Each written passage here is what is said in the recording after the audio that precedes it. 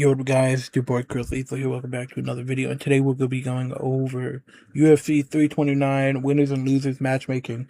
I'm going to make one thing clear. First, when to get into the winners, Max Holloway and Conor McGregor should never fight again. Conor McGregor, personally, should never fight again. He's too injury prone. He fucking tore both his legs in back-to-back fights. It's just not intelligent. So, Max Holloway didn't get a win. He's still on a one-loss streak. I'm not counting that Conor McGregor. And the UFC lightweight division is kind of all landing on itself right now. All the matches are being made. Everything's falling perfectly. Max Holloway needs to fight down in the division. He just lost to Charles Oliveira. Roofy destroyed Michael Chandler on one of the biggest stages of UFC history. He deserves a massive step up in competition, and it should either be Justin Gaethje, or not Justin Gaethje, it should either be Charles Oliveira versus Roofy, or Max Holloway versus Roofy. And since Oliveira is fighting Arman, or so everyone says, this is the fight you make.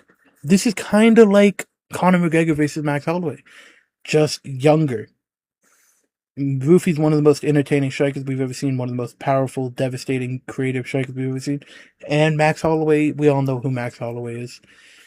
I don't think you can give him a step up in competition after that. I don't think it did anything for either of them. I think it lessened both of their stocks, to be honest, because it still kind of feels like Max Holloway's just got destroyed by Charles Oliveira. So, this is the fight I think you make. Paddy Pimblett should fight Ilia Topuria. It's easy. This is the match you make. Ilia needs to fight someone that isn't Justin Gaethje. This fight has been brewing for, 3 years? 2 or 3 years this fight has been brewing. This is the perfect moment. Paddy is not coming off of a war. He destroyed BSD in under a minute. Ilia Topuria is no longer invincible. And this is a very close fight. I would still pick Ilia to win, obviously, but we've seen that if they don't go down, if the lightweights don't go down, Ilia just isn't the same fighter, and Scousers don't get knocked out. So I think this is easily the fight you make. Book it December. If Ilia cannot fight this year again, I definitely don't think this should be the fight. But I think Ilia just waits out until Paddy is available. Because Paddy should fight one more time this year. If it's not Ilia, I don't really know who. Maybe Max Holloway. Maybe you do the Max Holloway Paddy fight. But if Ilia can make a turnaround and fight December, even January, I think this is the fight you make. Mario Bautista is one, maybe 2 fights away from the title. He can't. The thing is, Mario Batista's in a really bad spot because he can't fight anyone above him, and he beat Corey. All right, he can't fight Umar. He just lost to Umar. He can't fight down. He can't fight Sean O'Malley because they trained together. He can't fight Merab because Merab is fighting Peter Yan. So it's a really weird position that he's in. And Umar is fighting David Martinez. Or I think Umar is fighting Song Yadong. Actually, I think that David Martinez fight fell through and Song Yadong stepping in. Mario Batista took a bit of damage in that Corey Sandhagen fight. He's going to be out for, 3-4 months. I say win or lose against Umar, Song Yadong should be the fight. We need fresh matchups in the bantamweight division. Song Yadong, win or lose, is still probably going to be above Mario Batista or just below him. I think if Mario Batista can beat Song Yadong, he's right up there with the number 1 contender. I think this is the fight you make. Brendan Royval called out Asu Almabayev. I think you give it to him. Abayev, what the fuck just happened? Hello? Brendan Royval had a very impressive comeback win against Lona Kavanaugh. He really displayed that he is still in that top echelon of the flyweight division. And obviously, Asu Almabayev is trying to get into that. He just destroyed Charles Johnson. He is trying to get into that upper echelon of the flyweight division. This is the perfect fight. I would take Brendan Royval to win this fight, but still very competitive. This fight, again, this is another fight that has already been pretty much made. Immediately after King Green somehow beat Terrence McKinney, Dan Hooker tweeted out, September, LA. So they're probably going to fight on that Pantoja Van card on the undercard. This is a good fight. Obviously, Dan Hooker's coming off of, what, a 3-fight losing streak. Bobby Green deserves a ranked contender. He's on a 4 or 5 fight winning streak. And this is just a car crash of a fight. I would favor Bobby Green to beat Dan Hooker, but this is a good fight. This is a really close fight, and both of the fighters want it. They've agreed to it, so why not make it? Robert Whittaker should fight the smallest light heavyweight possible. Robert Whittaker looked good in his lightweight or light heavyweight debut. He broke Nikita Krylov's jaw, pieced him up on the feet. He was just so much faster than Nikita Krylov. He really showed that this could be his division. And yeah, I mean, he's going to be, what, number 8 in the world? Number 7 or 8 in the world. Azamat's coming off of a loss to another middleweight in Paulo Costa. He's been out a while. Again, Robert Whittaker didn't really take too much damage. They could fight in October in Abu Dhabi, since Robert Whittaker really does fight in Abu Dhabi quite a bit. I think this is the fight you made. I mean, Azamat needs to come back and fight someone well-known. And yeah, these are the both, like, middleweight sized light heavyweight. I think they're both around 6 foot tall. I would favor Robert Whittaker just due to the sheer speed of him. I don't think he would be able to catch Robert Whittaker, but Azamat still has that insane knockout power. Gable Steveson will get chinned in his UFC career. I'm 100% confident. If you're taking, like, near knockout blows from Ellison, Elijah, whatever his fucking name is, you're not a good fighter. Gable Steveson cannot get takedowns. The cage, he kind of just topples over fat heavyweights, and he couldn't do that with the cage. I think Derek Lewis is just always a good, just, like, test to see how you really are.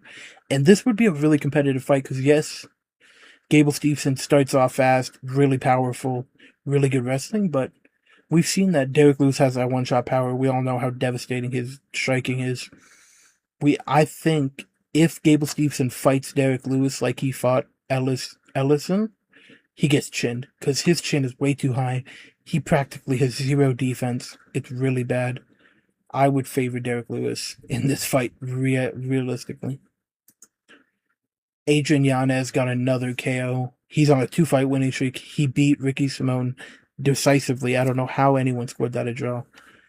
He deserves someone right outside the bantamweight rankings, and that is Kyler Phillips. Kyler Phillips is on a, 3-fight losing streak? 3 or 4-fight losing streak. I think he lost to Font, then Vinicius Oliveira, then he lost to Charles Jourdain. He's on a losing streak. He's just outside the rankings. He was formerly ranked 5 months ago? When he fought Jourdain, he was number 15 in the world. Yanez has recently found his groove again. He was on a really bad skid for quite a while, but he has found his footing. He is he has a lot more momentum. And yeah, I think this is the fight you make. And this would be a really fun striking fight. Luke Riley deserves a massive step up in competition. They both are on similar timetables. Luke Riley fights every 4 months. Nazim Sadikov just fought recently and got KO'd. But it wasn't like a devastating KO. It was more of like a knockdown. And it was a really early stoppage. Nazim Sadikov was 2 fights ago fighting to be in the lightweight rankings. If Luke Riley can beat Nazim Sadikov, that really proves that he is a solidified lightweight contender or lightweight ranked prospect. I think this is the fight you make, and I would favor Luke Riley. Wang Kong dis- displayed a beautiful striking arsenal against Tracy Cortez. That fucking commentary was hating on Kong the entire time. They really need to fire that fucking commentator crew. They were saying that she wasn't doing enough. She wasn't trying to go for the finish. She was battering Tracy Cortez for 15 minutes of that fight. She stuffed every takedown. She dominated. She was throwing high volume. She was pushing a pace, incredible. She said that she was gonna call someone out after the fight if she won. She called out Valentina Shevchenko. She's not getting that fight. I really like the Rose Namajunas, Nama, I don't know how to pronounce her last name, Namajunas, Wang Kong fight. I think they're both well-known stars. Really fun striking fight. Rose can mix in the wrestling. Rose is a big enough name to where if Wang Kong beats her decisively, she could jump anyone and get that title shot next. I think this is where you go with Wang. Not much to say. Damian Pinas devastatingly knocked out Cesar Almeida. I say you give him up. You give him a relatively good step up in competition, and that is Brad Tavares. Brad Tavares recently had a fight fall through. He had the Marc-Andre Barriute fight fall through next week, which was meant to be the co-main for OKC, but it fell through. Damian Pinas took 0 damage. He likes to fight he fights very often. I see you booked this for a September card. September, maybe put it on the UFC 331. This is a good step up in competition. A crafty vet versus a surging prospect. I think this is the fight you should make. Fareed Basharat is one of the most boring fighters. He's one of the most technically gifted fighters I've ever seen. He just doesn't do enough, and he has a bad gas tank. He can mix it up, but he doesn't win decisively. If he wins a 29-28 split decision 99% of the time. And the fighter that does that more often than Fareed does is Ayman Zahabi. Zahabi's last 3 wins have all been by split decision. Fareed has had multiple fights go his way in a split decision. So has Ayman Zahabi. I think this is the perfect fight you make. Zahabi's number 8 in the world. Fareed's number, 14, 13 now. This is a perfect fight you make. I really like this fight. It would be really boring, but it would be really entertaining to see who edges out that win. There's not much to say. Ryan Gantry destroyed another can in Zach Reese. Give him a more well-known can in Kyle Dawkins. Alexandro Costa deserves a step up in competition. He deserved a ranked fighter, and Tim Elliott's number 12 in the world and isn't very good. I think Costa's really, really high level. He's incredible. And I think Tim Elliott would be a good barometer to see if he's actually a high enough talent to be ranked. You know what I mean? I'm just kind of speeding through this, but this is the fight I think. I've been booking this fight even since Alexander Costa's last fight against Matt Chanel. I booked this fight. I just kind of like the vibe of those two fighters fighting. If Conor McGregor ever comes back, which I truly, in my heart, don't want him to come back. Originally, I had Jake Paul on the other side of Conor McGregor here. I say if Conor McGregor ever comes back, he should go to boxing. Zuffa boxing, fight Jake Paul, fight Floyd Mayweather. Do boxing. Don't involve your legs anymore. You clearly can't keep the physical regiment that you need to be an MMA fighter. His body's falling apart. And yesterday or Saturday was one of the worst main events in UFC history. One of the most disappointing endings to a fantastic card. One of the best cards of the year. Had that tainted. That will be forever what that card is remembered for. Not the Paddy Pimblett round 1 submission. It'll be remembered for the card where Conor McGregor broke his fucking leg in the first kick of the fight. So, if he comes back, give him Michael Chandler. A double retirement fight. Michael Chandler should just talk to the UFC. Say, hey, I'm not fighting again until I get Conor McGregor. Both of them are shit. I think Conor would still win this fight.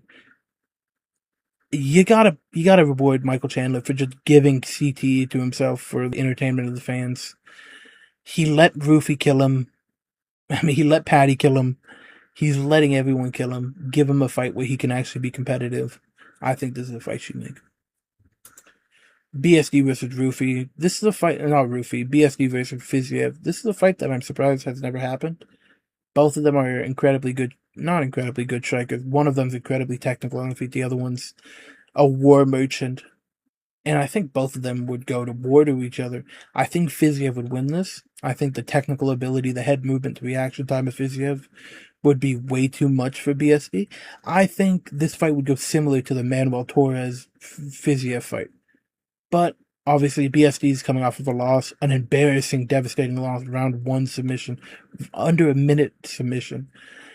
I don't think you give him any favors. I think you drop him down quite a bit in the division. Give him a Fiziev to see if he's really good enough to stay in that ranking, stay in that like top 10 ranking spot. Give him Fiziev. And Fiziev's coming off of a devastating knockout, spinning back kick. Corey Sandhagen versus Talbot. If we're not ever going to get Corey Sandhagen versus Sean O'Malley, give us Sean O'Malley 2.0 versus Corey Sandhagen. I mean, I personally was going to go David Martinez, because I'd be more okay with David Martinez waiting out longer, because Corey Sandhagen tweeted out that he like tore his meniscus or something. He's going to be out for a good little bit. So if Peyton Talbot wants to take a fight in the meantime, I wouldn't be opposed to that. But I do think this fight should happen. Corey Sandhagen is a big enough name where Peyton Talbot finishing him would pretty much rocket him to a title shot. And I've been saying this for months. Corey Sandhagen is not a top 5 fighter. He can't get over the hump. He loses to the best of the best. And I truly believe Peyton Talbot is the best of the best. Loner Kavanaugh. Hold on. I'm going to take a sip of my drink. Because goddamn, it's not a beer. It's a fucking Diet Coke. I think Loner Kavanaugh should fight the loser. Oh no. Loner Kavanaugh should fight the winner of Sumadarji versus Alex Perez. 2. Because they are rematching in a couple months or in a month. I think Sumadarji wins that fight. He was winning that first fight until Alex Perez looked for a way out. I mean, height-wise, I think this would be a really interesting fight to see. We've always had the issue where the UFC propels prospects up way too fast. That's what they did with Loner Kavanaugh. If Sumadarji wins, he'll be in that like 12 to 14 range. Loner's definitely dropping to like that 7 spot. He has to fight down. Sumadarji will be fighting up. I think it's the perfect time to make this fight. I want Terrence McKinney to get slaughtered. Give him Manuel Sosa, the only man to have ever knocked out Rufy. This is just a kill or be killed fight. Both of them are crazy strikers. Both of them have insane power. Both of them come out really fast. This would just be a crazy fight to fucking see. I mean, what's his name? Manuel Sosa's coming off that devastating KO against Belosioki. Obviously, McKinney's coming off that horrendous loss to Bobby Green. I think you really shoot him down. You give him someone that's like prospect watch-ish. Because that loss was horrible. 1 body shot and he quit.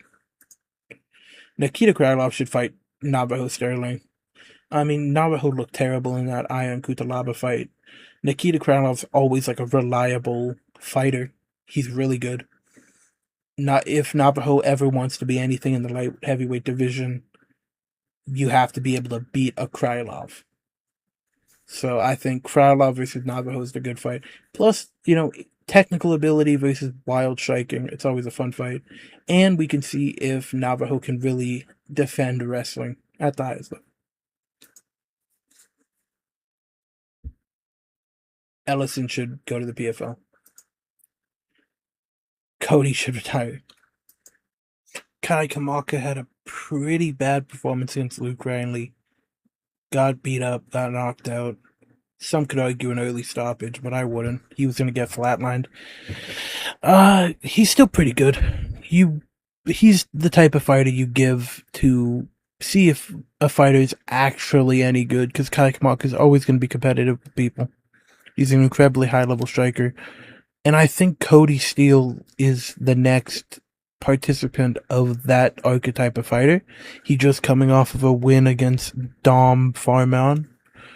And yeah, Cody still hasn't fought in a while. He usually takes a long time off in between fights. I think Kai Kamaka would win this fight. But yeah, I think this is the type of fighter that Cody still needs next. He needs a crafty, experienced fighter. And that's what Kai Kamaka is. Tracy Cortez should fight down in the division. Fight Miranda Maverick. I've always been a bit of a fan of Miranda Maverick. I don't know why. I like her name. I think she's pretty good everywhere. She had a pretty competitive fight against Rose. Tracy isn't the draw people think she is. Miranda is, I think, on a win streak or a one fight loss streak or some shit like that. I don't really know, to be honest. I just think this is a fight you make. It makes sense for both fighters. Tracy fights a grappler slash like a pretty well-rounded fighter, but Tracy is not going to be outmatched anywhere in this fight. She is the bigger name, so you do kind of want her to win. Miranda Maverick is a very approachable fight for Cortez. Get her back on the road. Get her back on the right track. And if Miranda Maverick wins, she could fight someone else. I mean, I doubt she would win. Cesar Almeida should just fight Mikel Pereira. I mean, why not? Both of them are going to take a while off. Both of them... I mean, I would favor Cesar Almeida to win this fight. I think Almeida's pretty talented. He was kind of piecing up Piñas early in that round until he got caught. I think Pereira has the same kind of opportunity as Piñas to land that one shot down the pipe and chin Cesar, but Cesar's pretty good. He's just old. And it's a shame that he didn't come to MMA before he became like 36 years old. So he's not really ever going to make any real noise in the division, but he will always be a kind of good staple. And if you want to keep Pereira in the MMA world, you need to give him winnable fights. Or in the UFC world, you need to give him winnable fights. And I think Cesar Almeida is an approachable fight for him. Someone that doesn't have good grappling, does have holes in their striking. I think it's an approachable fight for both of them. John Garza is genuinely a mini Ethan Ewing. I think John Garza is incredibly talented. I said this in my breakdown. I truly think John Garza will be ranked in the future. His striking is so slick and his body work is so beautiful. He has incredible scrambles, very high pressure, high pace, really good chin, cardio up the wazoo. He should fight Malcolm Wellmaker. Wellmaker's lost a lot of stock in that loss to Juan Diaz and Ethan Ewing. Back-to-back losses. John Garza deserves a big step up in competition. Not step up in competition, but he deserves a big name opponent. Malcolm Wellmaker is outside of the rankings. He needs a win. Garza needs a big opponent. I think this is the perfect writing on the wall. Plus, Garza's going to take a couple more months off and probably come back near the end of the year. Malcolm Wellmaker is having a new fighting. He's going to a new gym. He needs to get used to that. He's probably going to take a couple months more off. I think this is the perfect fight to make. Zach Reese versus Jorgen Santos. It's either that or you cut him. Jorgen Santos is like a higher level can. I like Jorgen Santos. He really puts up a good fight against anyone. He arguably won a round off Baisang Gore Sutsukayev. And yeah, I don't like Zach Reese. I don't know why he's still employed. Again, there's not much to say. I just don't know why he's in the UFC still. Cody Durden should fight Emmanuel Rodriguez. Rodriguez needs to step up in competition. His last fight was Kevin Borjas. Cody Durden is always a really high-level threat in the flyweight division. He's just kind of like a gatekeeper. Even though he loses a lot of his fights, he never really, he gets blown out a lot of his fights, but he's not bad. If you're in flyweight and you're still employed, you are pretty talented. And I think this would be a competitive fight. I would land Emmanuel Rodriguez. If you guys disagree with my picks, please tell me in the comments below. Thank you for watching. Bye.